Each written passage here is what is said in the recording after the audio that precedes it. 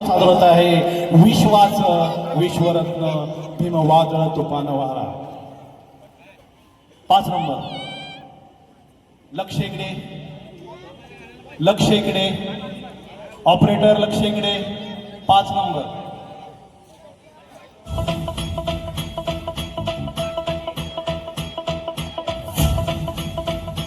टाळ्या झाले पाहिजे अतिशय सुंदर असे बालकलाकारांचा हा कार्यक्रम आपल्याला सादर होतोय